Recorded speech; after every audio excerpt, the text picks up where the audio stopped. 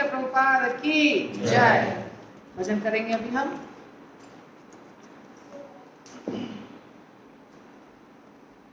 Shrimad Bhagavatam class में आप सबका स्वागत है।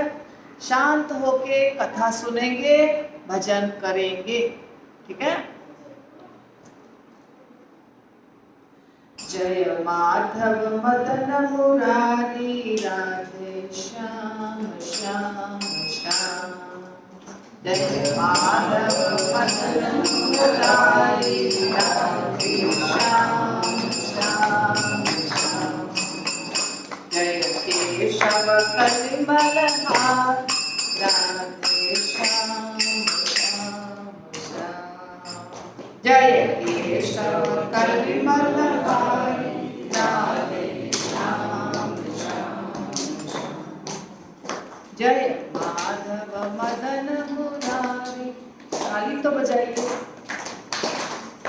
ट्यून तो बजाइएगा। जय माधव मदन मुरारी राधे श्याम श्याम श्याम। जय माधव मदन मुरारी राधे श्याम श्याम श्याम। जय केशव कलिमलहारी राधे श्याम श्याम श्याम। जय केशव कलिमलहारी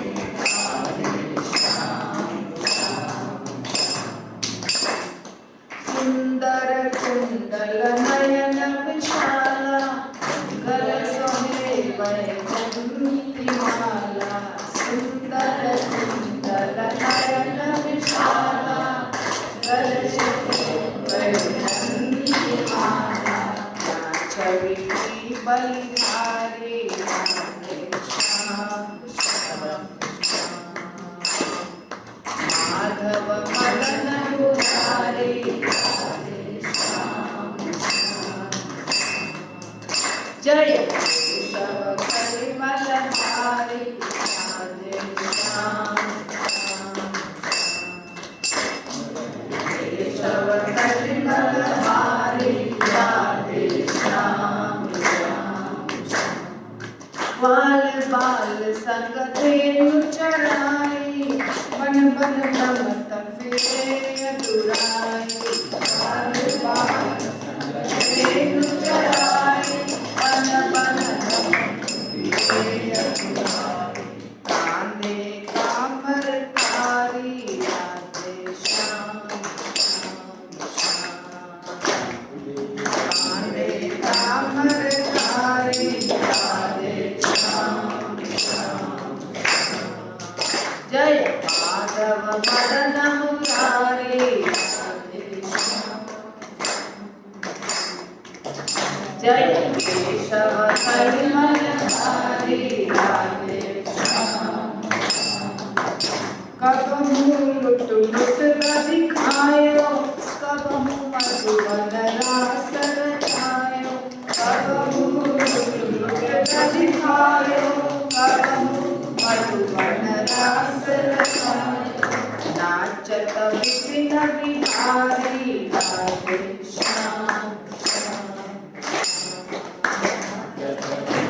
बिहारी राधे श्याम श्याम श्याम।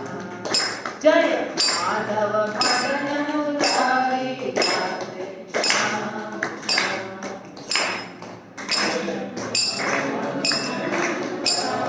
राधे श्याम श्याम। जय केशव कलिमलहारी राधे श्याम श्याम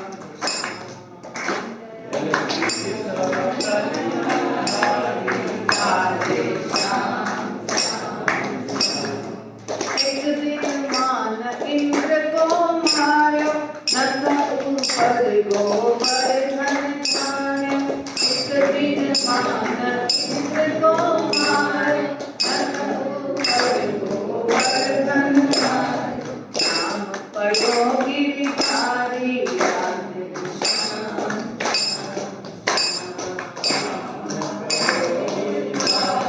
राधे श्याम। जय माधव माधव मदन मुरारी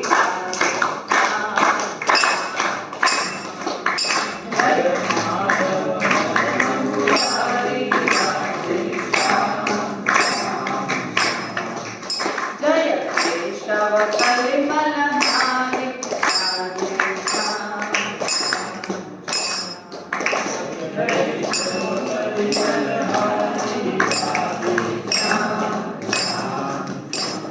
चुरा चुरा नवनीत जो खायो ब्रजवनि तन पे नाम धरायो चुरा चुरा नवनीत जो खायो ब्रजवनि तन पे नाम धरायो माखन चोर मुरारी राधे श्याम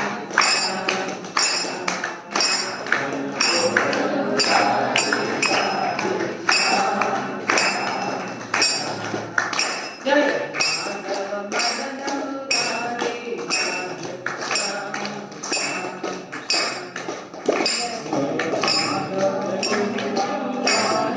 राधे श्याम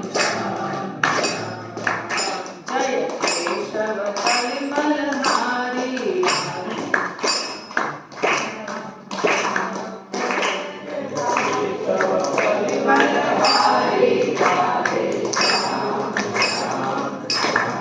दुर्योधन का भोग न खायो रूप शास्त्र विदुर खायो दुर्योधन का भोग न खायो रूप शास्त्र विदुर खायो ऐसे प्रेम पुजारी राधे श्याम ऐसे प्रेम पुजारी राधे श्याम जय माधव मदन मुरारी राधे श्याम जय माधव मदन मुरारी राधे श्याम जय केशव परिमल हारी राधे श्याम जय केशव परिमल हारी राधे करुणा कर द्रौपदी पुकारी पट में पट गए बनवारी करुणा कर द्रौपदी पुकारी पट में पट गए बनवारी जगत रहे नर नारी राधे श्याम जगत रहे नर नारी राधे श्याम जय माधव मदन मुरारी राधे श्याम जय माधव मदन मुरारी राधे श्याम जय केशव परिमल हारी श्याम भक्त भक्त सब तुमने तारे बिना भक्ति हम तेरे पारे भक्त भक्त सब तुमने तारे बिना भक्ति हम तेरे पारे ये जो खबर हमारी राधे श्याम ये जो खबर हमारी राधे श्याम जय माधव मदन मुरारी राधे श्याम जय माधव मदन मुरारी राधे श्याम अर्जुन के रखना कन्हारे गीता के उपदेश तुम्हारे अर्जुन के रखना कन्हारे गीता के उपदेश तुम्हारे चक्र सुदर्शन धारी Radhe Shyam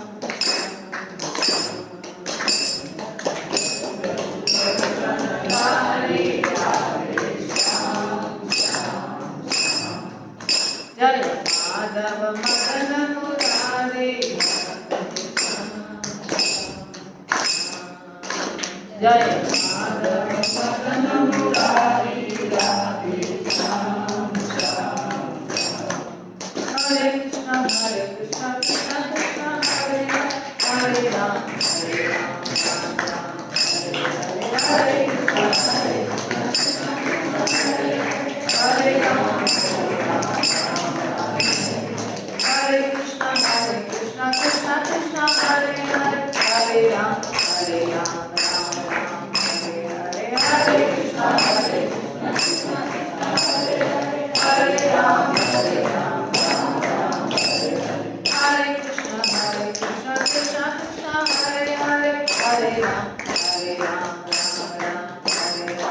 Hare Krishna Krishna Krishna Hare Hare Hare Rama Rama Rama Hare Hare Madhava Madan Murari Jai Madhava Madan Murari Radhe Jai Keshav Kalimal Hare Jai Keshav Kalimal Hare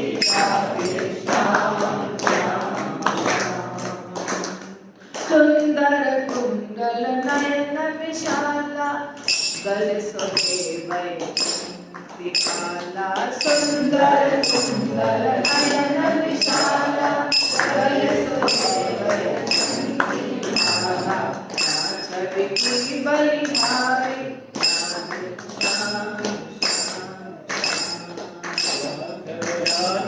Nachariki Balihari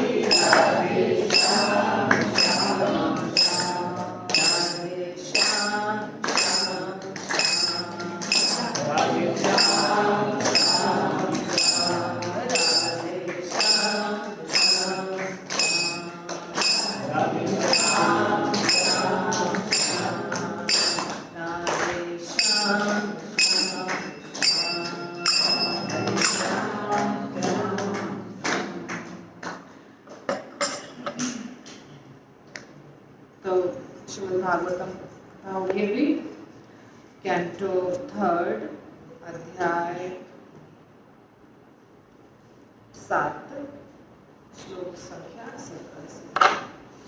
ओम अज्ञानतिमिरान्धस्य ज्ञानाञ्जनशलाकया चक्षुरुन्मिलितं येन तस्मै श्रीगुरुवे नमः।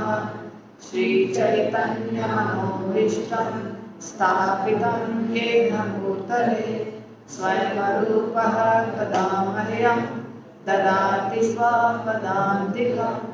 वन्देऽहं श्रीगुरो श्रीयुतापदकमलं श्रीगुरोन् वैष्णवांश्च श्रीरूपं साग्रजातं सहगना रघुनाथान्वितं तं सजीवं साद्वैतं सावधूतं परिजनसहितं कृष्णचैतन्यदेवं श्रीराधा कृष्णपादान् सहगनं ललिता श्रीविशाखान्विताश्च।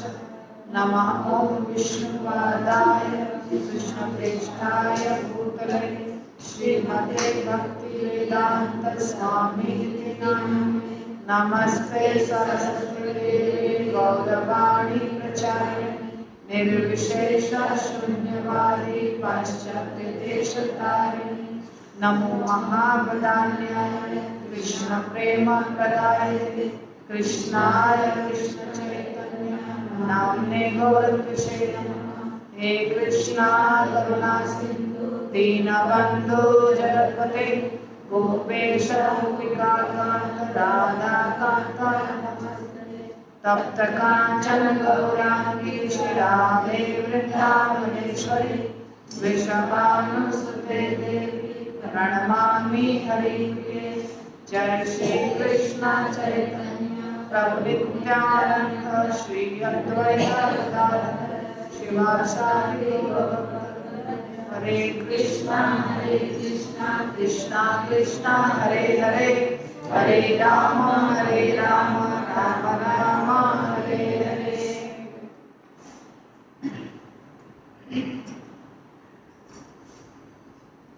जय श्री राधा कुंज बिहारी भगवान की जय।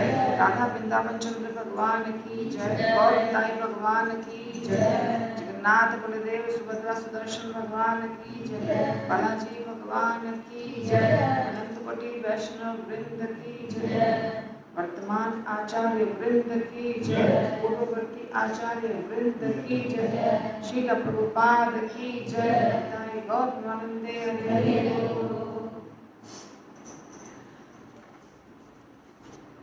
यश्च मूढ़ तमो लोके यश्च बुद्धे परम गति तावुभौ सुखमेध्येते क्लिश्यति अंतरितः जनः।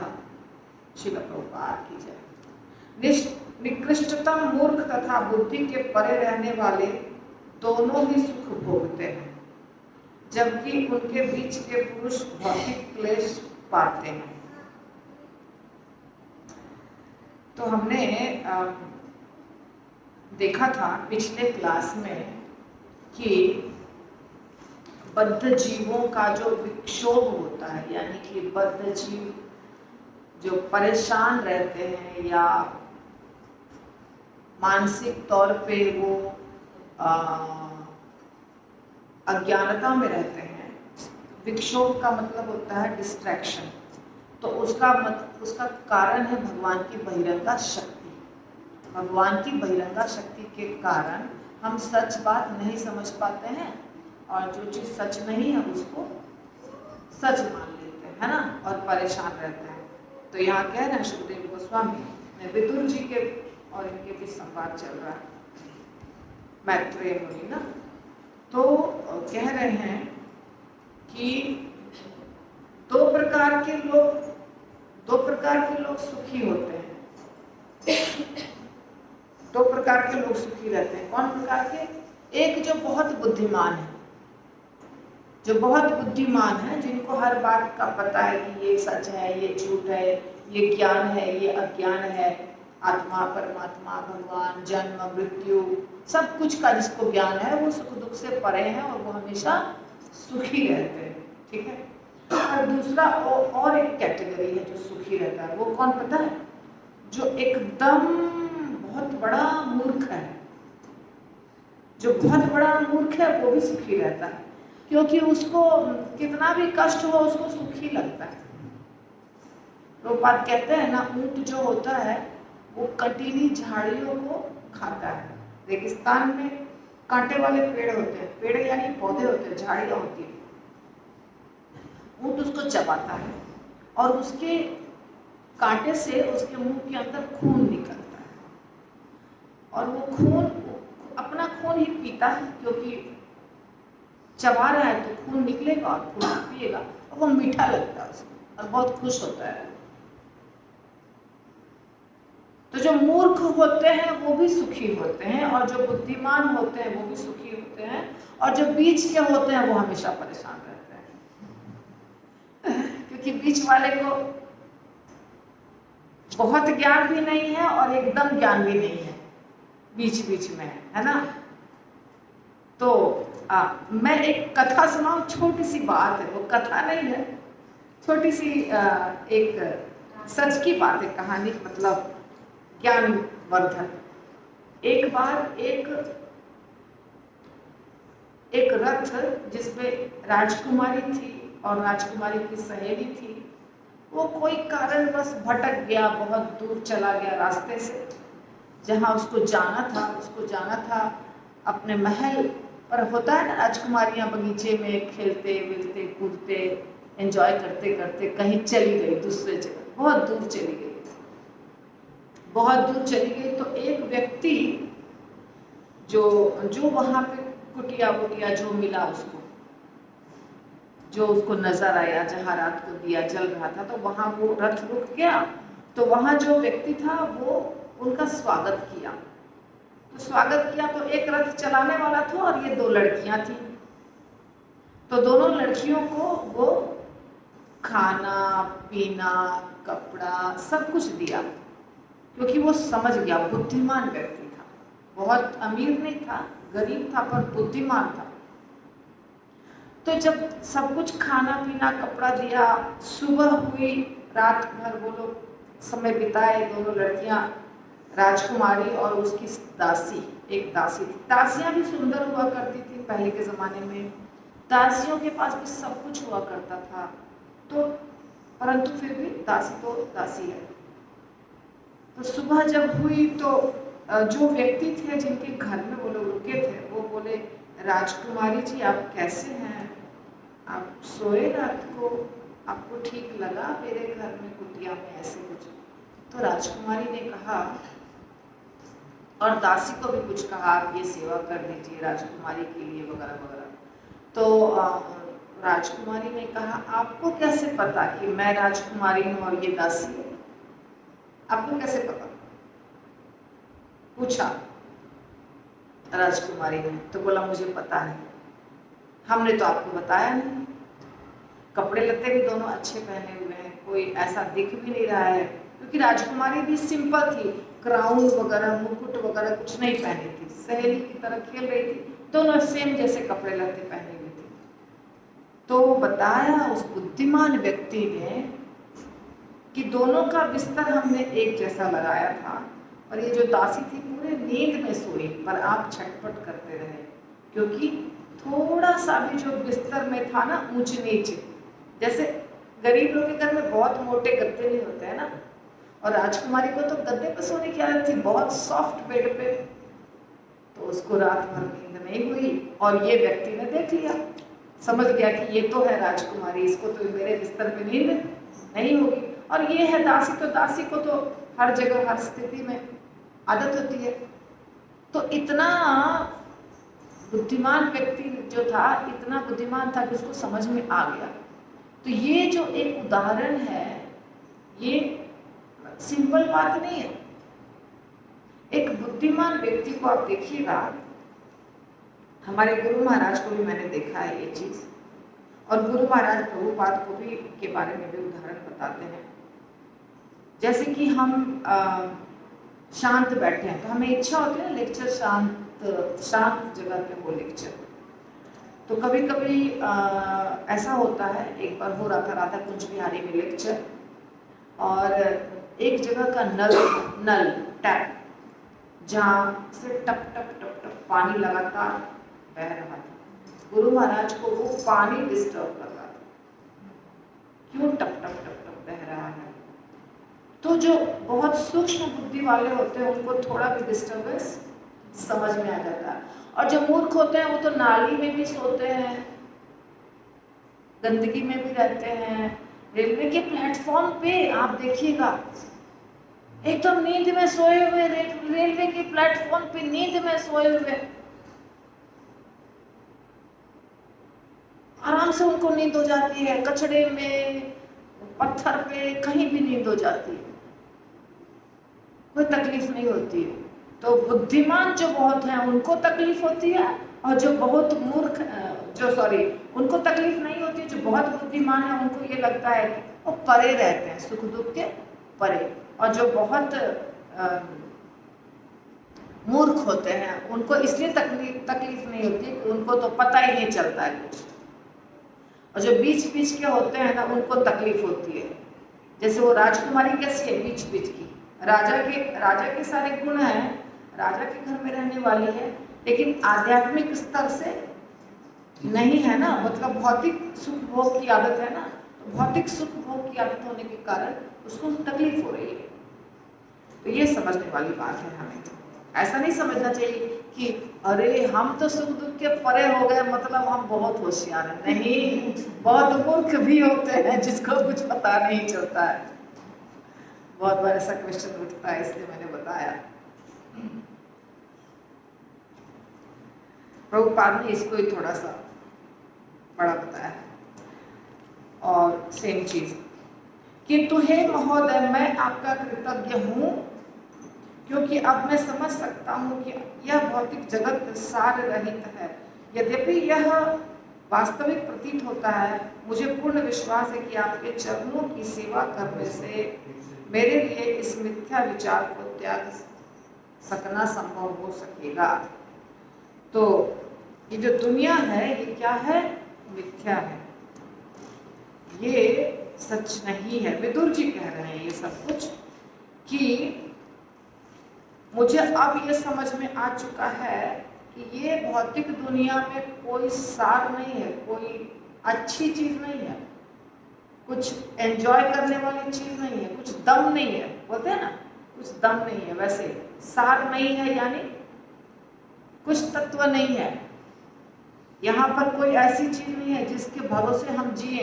अरे ये बहुत बोलते हैं ना कि जीने में मजा नहीं आ रहा है। किसको बोलते हैं जीने में मजा नहीं आ रहा है? देखिए, अब भक्तों से पूछेंगे तो भक्त तो बोलेंगे कि हमको नाम जप करना है, हमको मंदिर जाना है, हमको भागवत सुनना है, इसलिए हमको जीना है ना। मज़ा आए या नहीं आए, जीना है, क्योंकि ये सब टारगेट है हमारे जीवन में। कुछ कुछ चीज़ें हैं जो करना है। पर जो भौतिक इंद्रिय तृप्ति करते हैं आजकल के ज़माने में खास करके, उनको अब ये समझ में नहीं आ रहा है कि अब और क्या करें। क्यों? खाने पीने की हर चीज़ तुरंत आ जाती है सामने। आजकल तो ऐसा है कि ब्लिंकिट, अमेज़ॉन नहीं सॉरी जोमेटो, स्विगी, है ना, बस 10 मिनट में, 8 मिनट में, 45 मिनट में, 30 मिनट में जो चाहिए सब आपके घर पे आ जाएगा तुरंत, खाली आपको पैसा देना है। और जो देखना है मोबाइल 24 घंटा आपके पास है, जो पिक्चर देखना है, गाना सुनना है, कुछ भी आपके पास है। कुछ ज्ञान की चीज़ वो भी आपके पास है। कपड़ा लत्ता सबके पास, अमीर गरीब सबके पास दुनिया भर का रहता है। जाने आने का, घूमने फिरने का सबके पास। तो अब और क्या करें? अब मजा किस चीज से आएगा ये लोगों को समझ में नहीं आ रहा है, सबको, अमीर गरीब को। तो इसीलिए वो क्या करते हैं, दुखी हो जाते हैं। सब कर लिया फिर भी कुछ आनंद नहीं आ रहा है। अब कहाँ आनंद ढूंढे? कुछ लोग ड्रग्स लेने लगते हैं, शराब तो पीते ही हैं, सिगरेट तो पीते ही हैं, और साथ साथ में क्या कहते हैं, बहुत सारी चीज़ें हैं जो मुझे नाम भी नहीं पता। वो धुआं वगैरह होता है, गांजा पीते हैं, अफीम, गांजा, क्या क्या सब कुछ करते रहते हैं सब। हाँ, सिगरेट से लेके कुछ नाक में स्मेल करते हैं। तो ऐसी बहुत सारी गंदी चीज़ें हैं जो आदत। क्यों? क्योंकि अब तो मज़ा नहीं आ रहा है। अच्छा, पहले मज़ा तो एक लड्डू मिल गया तो मज़ा आता था, एक बर्फी मिल गया तो मज़ा आता था। आज पूरी बनी है घर में तो मज़ा आ रहा है, पूरी खीर बना है, क्योंकि आज फेस्टिवल। अब लोग पूरी खीर को कौन पूछता है, रोज बना के खा सकता है। तो मज़ा आना बंद हो गया है लोगों को, क्योंकि इस दुनिया में, यहाँ जो बता रहे हैं ना विदुर जी, सार नहीं है इस दुनिया में, मज़ा कुछ भी है ही नहीं। यदि कुछ आनंद है तो वो भगवान के कथा में, भगवान के नाम में, भगवान के सेवा में, इसमें आनंद है। बाकी किसी चीज में आनंद नहीं है वास्तव में। तो इसीलिए ये दुनिया सार रहित है। तो जो भगवान से जुड़ गए हैं उनको तो आनंद आ रहा है, तो जो भगवान से नहीं जुड़ रहे हैं वो खोज रहे हैं आनंद। अच्छा, पूरे जीवन क्या करते हैं कि पैसा कमाना है ना, पैसा कमाना है, और 10,000 20,000 तो कुछ चीज ही नहीं है। 50,000 थोड़ा ठीक है, 1 लाख तो अब 1 लाख से भी कुछ नहीं होता है। अब फॉरेन जाएंगे, 5 लाख 10 लाख कमाएंगे। अब आ गया पैसा बहुत सारा, तो अब इससे क्या करना है, बहुत कुछ करना है। तो जब तक ये लगता है अब ये गाड़ी खरीदेंगे, अब ये मोटर खरीदेंगे, अब ये कपड़ा खरीदेंगे, अब ये फ्लैट खरीदेंगे, मतलब एक के बाद एक चीजें लिस्ट में है, बकेट लिस्ट बोलते हैं ना, तो वो खरीदते जाना, खरीदते जाना। पर जो चीज हम खरीदते हैं पहले, अब पहले इच्छा थी मोटरसाइकिल की, आ गई, अब कार की तो वो आ गई, अब महंगी कार तो वो आ गई। एक के बाद आती है, तो जो पहले वाली चीज है उससे मन भर जाता है, फिर नई चीज, फिर उससे मन भर जाता है, फिर नई चीज, फिर उससे मन भर जाता है। तो मन कभी खुश होता ही नहीं है, क्योंकि भौतिक चीजों में खुशी है ही नहीं। यहाँ बता रहे ना, सार रही, भौतिक चीजों में खुशी है ही नहीं, इसीलिए मन कभी खुश होता ही नहीं है, संतुष्ट नहीं होता है। कार किस लिए बना? 4 पहिया वाली गाड़ी जो बनी वो किस लिए बनी? कि तेजी से हम कोई जगह जा सके, कोई जगह जाना हो तो तेजी से हम जल्दी पहुंच सके। पहले तो गाड़ियां सब खुली ही थी, बाद में गाड़ी को कवर कर दिया गया कि अब बारिश भी नहीं होनी चाहिए, उससे भी तकलीफ नहीं होनी चाहिए, धूप से भी तकलीफ नहीं होनी, तो गाड़ी कवर हो गई। अब गाड़ी में भी गर्मी लग रही है, तो अब एसी बन गया, तो और स्पीड, तो वो बन गया। अब कैसा है कि घर में उतना सुख नहीं है जितना सुख गाड़ी के अंदर चाहिए। घर तो सिंपल है, 1 BHK 2 BHK छोटा सा घर है, मगर गाड़ी लेंगे 20 लाख का, और गाड़ी में ही जितना घंटे रहेंगे, 1 घंटे 2 घंटे 4 घंटे, तो लगना चाहिए कि हम एकदम राजा हैं। सारा सुख और आनंद उसके अंदर मिल जाना चाहिए, AC, उसका गद्दा बहुत अच्छा, उसका ये। तो गाड़ी का जो पर्पस था कि एक स्थान से दूसरे स्थान जल्दी पहुंचना, वो पर्पस भूल गए लोग। सच बात बताइए, है कि नहीं? गाड़ी का उद्देश्य था एक स्थान से दूसरे स्थान जल्दी पहुंचना, इसीलिए बना था ना गाड़ी। कपड़े का उद्देश्य क्या था? कपड़ा जो बना था शरीर ढकने के लिए। अगर आप सोशल साइंस पढ़ेंगे, समाज अध्ययन, सोशल साइंस, तो वहां लिखा है कि कपड़ा मनुष्य को इसलिए पहनना जरूरी है क्योंकि मनुष्य का शरीर कोमल है। देखिए, हमारा शरीर कोमल होता है, इस पे बहुत सारे बाल नहीं है जैसे दूसरे प्राणी होते हैं। गाय है, घोड़ा है, सुअर है, बिल्ली है, उसके कितने बाल होते हैं। तो बाल के कारण उनको ज्यादा फर्क नहीं पड़ता है गर्मी ठंड से, पर हमारे शरीर को बाल नहीं है, सीधा स्किन है, एकदम छोटे छोटे। तो हमारे शरीर को ढकना पड़ेगा। तो पहले लोग पत्तों से ढकते थे अपने शरीर को, है ना, जंगल के बड़े बड़े पत्तों से ढकते थे। तो धीरे धीरे कपड़े बने। तो कैसे कपड़े बने? बोरा टाइप के मोटे मोटे, बाद में पतले कपड़े बने, तो और पतले बने, तो और पतले बने, तो और सुंदर बने, तो और सोफिस्टिकेटेड सोफिस्टिकेटेड, सुंदर सुंदर सुंदर सुंदर। अब कपड़े ही नहीं पहनेंगे, अब कपड़ा पहनना बंद कर दिए, छोटे छोटे छोटे छोटे छोटे छोटे छोटे। तो कपड़ा का उद्देश्य था शरीर को ढकना, अब हो गया कपड़ा का उद्देश्य शरीर को नहीं ढकना। कपड़ा पहनेंगे मगर शरीर ढका हुआ नहीं होना चाहिए। तो जो असली उद्देश्य था कपड़ा का, वो तो समाप्त हो गया। असली उद्देश्य था गाड़ी का एक स्थान से दूसरे स्थान जाना, वो अब समाप्त हो गया। अभी कंपटीशन हो गया गाड़ी में। तो ये भौतिक दुनिया में लोग क्या कर रहे हैं, किस चीज से बहुत मजा आएगा, बहुत आनंद आएगा, वो काम करना है। ये साधारण जनता जिसको ज्ञान नहीं है वो फॉलो करती है किसी न किसी को। जिसको ज्ञान है वो तो समझदार है, वो बहुत होशियार है। जिसको ज्ञान है, जिसको बुद्धि है, विवेक, इंटेलिजेंस, समझ रहे हैं किसको बोलते हैं? बुद्धि होना। जो बुद्धिमान है वो आज भी हर बात को समझ रहा है, लेकिन जो बुद्धिमान नहीं है, एक वर्ग होता है बुद्धिमान जो बहुत कम होते हैं, एक वर्ग होता है बिना सोचे समझे खाली दूसरे को नकल करो, दूसरे को फॉलो करो, दूसरे की नकल करो। जो जनता ज्यादातर क्या है, ज्यादातर जनता क्या है? दूसरे को फॉलो करने वाली, नकल करना है बस, सोचना नहीं है कि हम ये क्यों कर रहे हैं। तो फटा हुआ जीन्स पहन रहे हैं, अरे फटा हुआ जीन्स क्यों पहन रहे हैं? नहीं सोचना है, केवल ये फैशन है इसलिए पहन लेना सब। इस भौतिक ये इतना बड़ा लंबा लेक्चर क्यों दिया कि विदुर जी जो कह रहे हैं कि हमें पता चल गया इस भौतिक दुनिया में कुछ आनंद नहीं है, कुछ सार नहीं है। लेकिन यदि कह रहे हैं कि अगर आपके चरणों की सेवा की तो मुझे विश्वास है कि इस मिथ्या विचार को मैं त्याग सकूंगा। मतलब ये जो दुनिया किसी को अच्छी लग रही है वो अच्छी नहीं लगेगी, वो सत्य समझ में आएगा जब हम भगवान के चरण की शरण ग्रहण करेंगे। तो सत्य और झूठ, सत्य और असत्य, भ्रम और सत्य।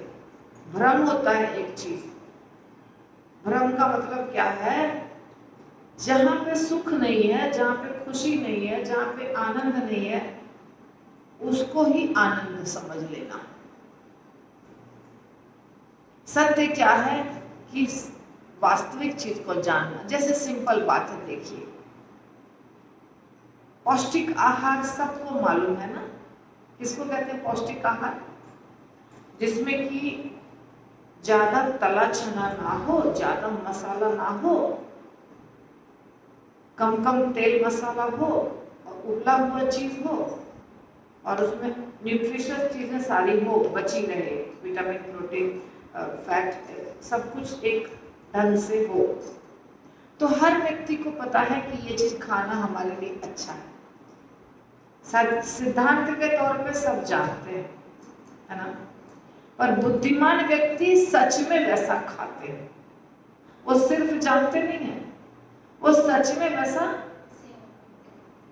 लेकिन जो बुद्धिमान नहीं है वो जानते हैं फिर भी खाते नहीं है वैसा। बताओ ये सच बात है कि नहीं? तो एक व्यक्ति है जो सत्य को पहचान रहा है, सत्य की राह पे चल रहा है। एक व्यक्ति है जो जानबूझ के, भ्रमित होकर के असत्य पर चल रहा है और बाद में परिणाम उसका बुरा निकल रहा है। गलत काम करना गलत है और गलत काम करने का परिणाम हमेशा क्या होता है? बुरा। तो भ्रम ये दुनिया में बहुत चीजें आपको विक्षेपित करती हैं, उससे बचना हमें बचना है, पर हम बचते नहीं। हम नहीं चाहते हैं बचना। हम क्या चाहते हैं? चलो ठीक है, जैसा भी है, वो कर रहा है तो हम क्यों नहीं कर सकते हैं, वो खा रहा है तो हम क्यों नहीं खा सकते हैं। शराब पीना, सिगरेट पीना, गंदे गंदे चीज खाना पीना, इससे किसी और का नुकसान नहीं होता, हमारा ही होता है, जो व्यक्ति खाता पीता है या जो गलत काम करता है।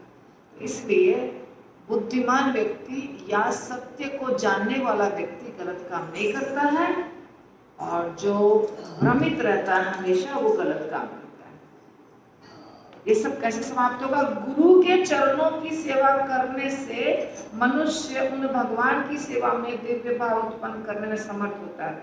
और मधु असुर के कूटस्थ शत्रु है, जो मधु असुर के कूटस्थ शत्रु है और जिनकी सेवा से मनुष्य के भौतिक क्लेश दूर हो जाते हैं।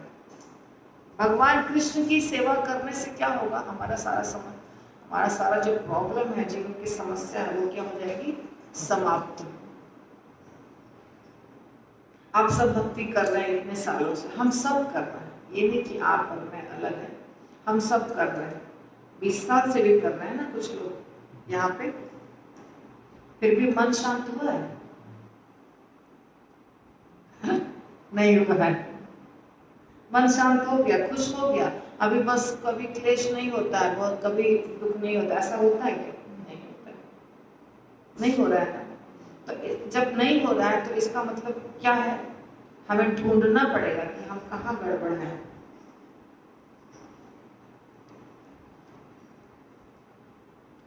सच बात है कि नहीं सच बात है? हमें ढूंढना पड़ेगा ना कि हम कहाँ गलती कर रहे हैं, जो इतने सालों से भक्ति करने के बाद भी प्रसन्नता नहीं। प्रसन्नता होना चाहिए ना, खुश होना चाहिए, मन, दिल, दिमाग, शरीर तंदुरुस्त, सब कुछ अच्छा होना चाहिए। तो मतलब हो गया कि हम सही रास्ते पे चल रहे हैं। और अगर सब कुछ अच्छा नहीं हो रहा तो मतलब सही रास्ते पे नहीं चल रहे। तो हमारी इंद्रियां कुछ गलती करती हैं, हमारा मन कुछ गलती करता है, हमारा शरीर या बुद्धि कुछ गलती करता है। जितना हमारे पास जो जो चीजें हैं, मन, बुद्धि, अहंकार, शरीर, इंद्रियां, जितनी चीजें हैं, सब कुछ न कुछ कहीं न कहीं गलती करता है। तो वो हम खुद पहचान सकते हैं, हम खुद जानते हैं कि हम कहाँ गलती कर रहे हैं,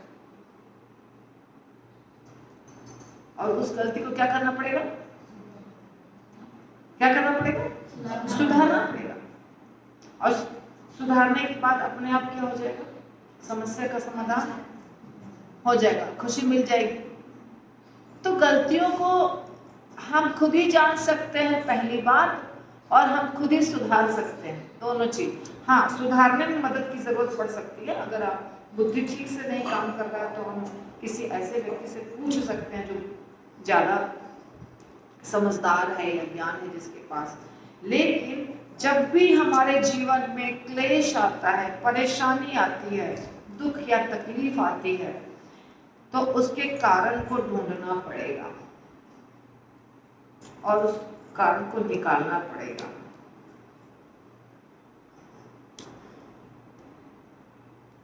सच बात है ना। एक तो सिंपल सी बात है यहाँ जो बता रहे विदुर जी कि अगर भगवान के चरण कमल की सेवा करेंगे तो सारे क्लेश समाप्त हो जाएंगे। लेकिन हमने आपसे इसलिए पूछा ये बात कि हम सब सेवा कर रहे हैं फिर भी सुखी नहीं है। क्या लगता है कहाँ गलती कर रहे हैं बताइए तो जरा जरा एक एक करके बताइए तो मतलब जिसको इच्छा है वो बताए कहाँ गलती हो रही है हमसे।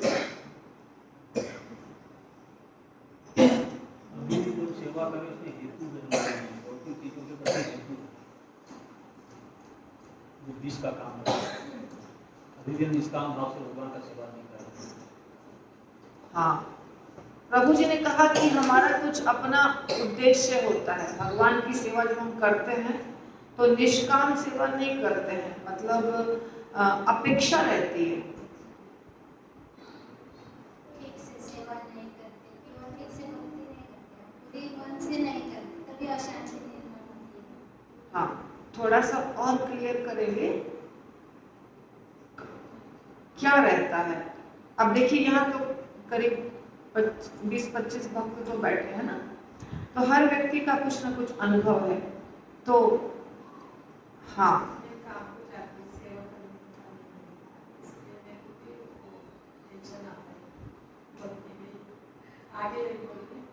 हाँ आपको समय नहीं मिल रहा सेवा करने का। सेवा करते फिर भी मन भटकता है।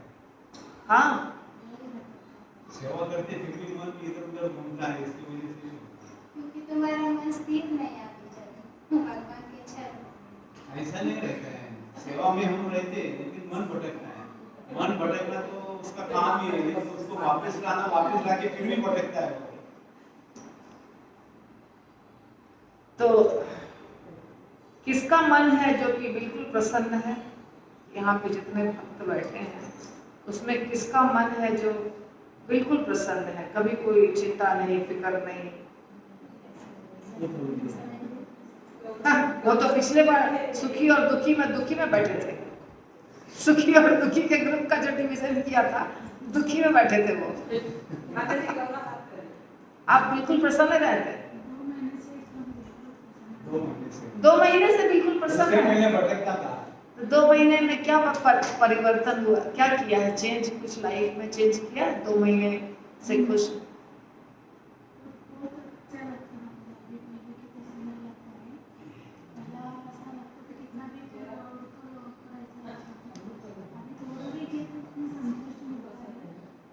तो मैं पूछ रही हूँ कि अगर आप 2 महीने से संतुष्ट हैं तो क्या परिवर्तन लाए हैं जीवन में जो संतुष्टि मिली है? सबको जानना है ना, सबको वो परिवर्तन लाना है अपने जीवन में। आपने क्या किया जो मन कंट्रोल हो गया? वो साथ देते हैं। आपके प्रभु जी साथ दे रहे हैं इसीलिए खुश है। अच्छा ठीक है, बहुत अच्छी बात है। किस चीज में साथ दे रहे हैं प्रभु जी? भक्ति में साथ दे रहे हैं। हाँ तो यहाँ तो दूसरे सब बहुत सारे प्रभु जी साथ देने वाले हैं, इनकी तो पत्नियां खुश हैं आप लोग सब। नहीं, मुझे लगता है कि इनकी संतुष्टि का कारण की भौतिक चीजों से कोई लगाव ज्यादा नहीं, लेकिन जिसमें जितना है उसी को संतुष्ट है, उसके अनुसार वो पालन नहीं करता। वो तो वो जानते हैं, आपको कैसे मालूम उनके जीवन के बारे में? भौतिक चीजें ही हमें परेशान करती हैं। उनके नहीं, प्रभु सुनिए, जो माता जी आप है ना, एक माता जी, यहाँ सब माता जी है ना, जो माता जी के हस्बैंड, जो माता जी के प्रभु जी, आप प्रभु जी है ना, आप लोग सब पूरे घर की जिम्मेदारी अपने सिर पे लिए हैं। जो प्रभु जी, उनकी वाइफ तो हंसेगी ना, उनको क्या टेंशन है? अभी पूछिए दिख संगी प्रभु को क्या आपको टेंशन है कि नहीं? पूछिए, क्योंकि प्रभु जी ने पूरा हेडेक लिया है, तो माता जी तो हंसेगी ना। माता जी को कोई प्रॉब्लम नहीं है, उनको केवल कुकिंग करनी है, घर संभालना है। अभी कृष्ण प्रेमिका को देखिए तो कितना हंसती है हर समय, क्योंकि कुछ टेंशन ही नहीं है। पैसा कहाँ से आएगा उसको सोचना नहीं है। बेटे का एडमिशन कैसे होगा उसको सोचना नहीं है। दिवाली में कपड़े कहाँ से आएंगे सोचना नहीं है। शादी के लिए पूरी तैयारी कहाँ से होगी सोचना नहीं है। गाड़ी का EMI कैसे भरेंगे सोचना नहीं है। तो सोचना ही नहीं है तो फिर हंसने में क्या प्रॉब्लम है। अब जो सोच रहा है वो अगर हंसे तो ठीक बात है कि आपके सिर के ऊपर सब कुछ है फिर भी आप मुस्कुरा रहे हैं तो फिर बड़ी बात है ना, सच बात। तो जिस माता जी की अभी वो गौरा है ना, गौरा माता जी के हस्बैंड सब कुछ करते हैं इसलिए गौरा को टेंशन नहीं है। एक टेंशन था कि प्रभु जी साथ में नहीं आते हैं क्लास में तो प्रभु जी आने लग गए तो वो टेंशन भी खत्म हो गया, तो अभी कोई टेंशन नहीं है। सच बात है प्रभु जी, माता जी सच बात है। हाँ बस हो गया, देख लीजिए सोल्यूशन बता दिया ना मैंने, कारण क्या है। अब बताइए जो बचे हुए लोग हैं वो बताइए क्यों परेशान है। आप क्यों परेशान?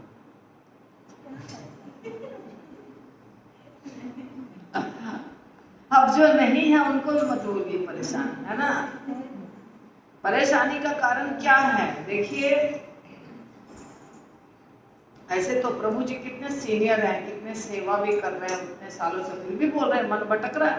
बोल रहे हैं ना प्रभु जी का मन भटक रहा है। नहीं बट आपका नहीं भटक रहा है, आप शांत हैं, खुश हैं। नहीं खुश संसार में तो नहीं रह सकते हैं। देखिए लेकिन ये बात माता जी ने पूछा है मन भटक रहा है या नहीं भटक रहा है। लेकिन ये बात जरूर है, मन भटक रहा है।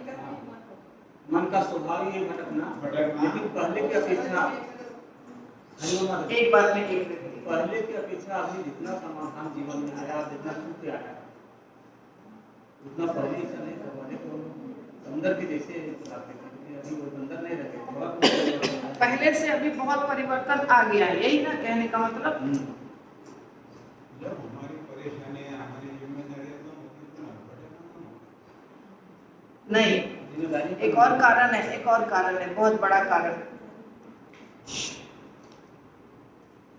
दुष्ट जो होते हैं, असुर प्रवृत्ति के लोग, दुष्ट और असुर प्रवृत्ति के जो लोग होते हैं वो तो आपको पता है ना, मृगारी था ना जो सबको मारता था। तो जब किसी को मारता था तो उसको बहुत अच्छा लगता था।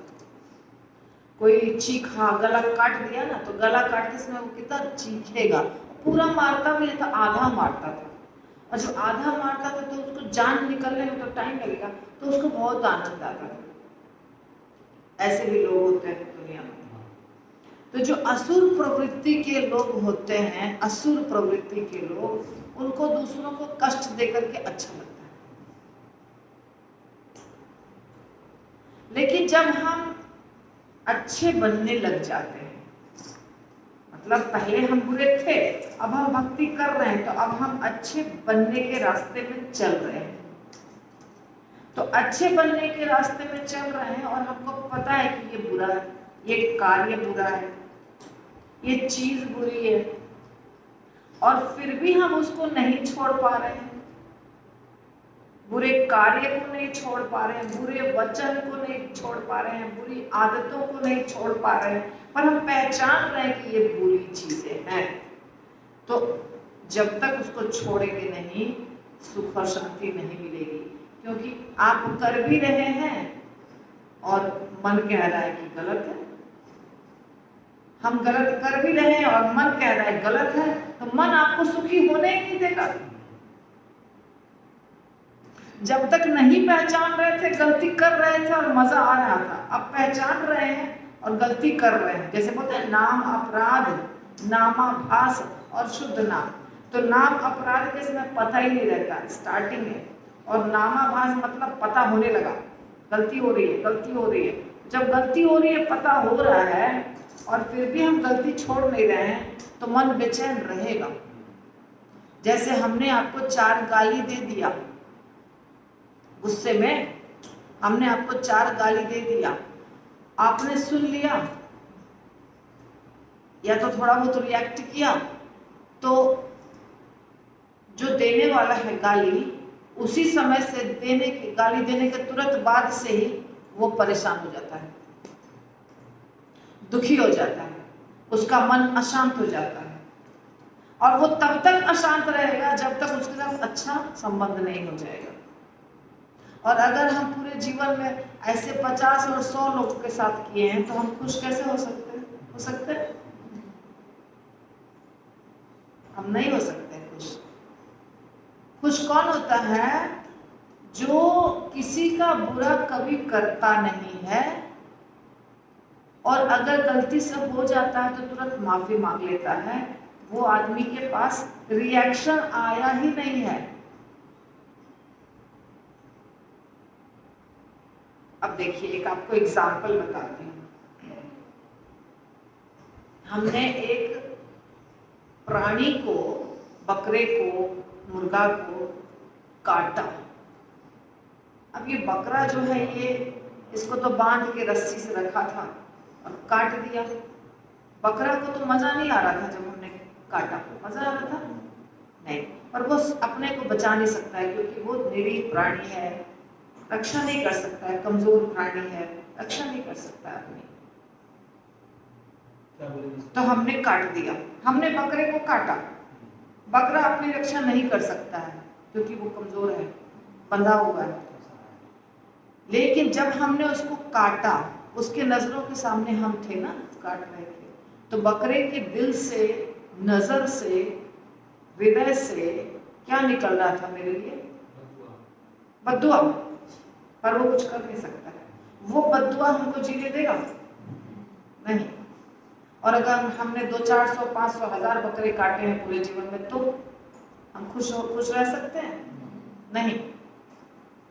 तो हम जितने लोगों के साथ बुरा कार्य व्यवहार करते हैं, वो सारे लोगों की बद्दुआ लगती है हमको। हम कभी खुश नहीं हो सकते। और जब हम अच्छा कार्य करते हैं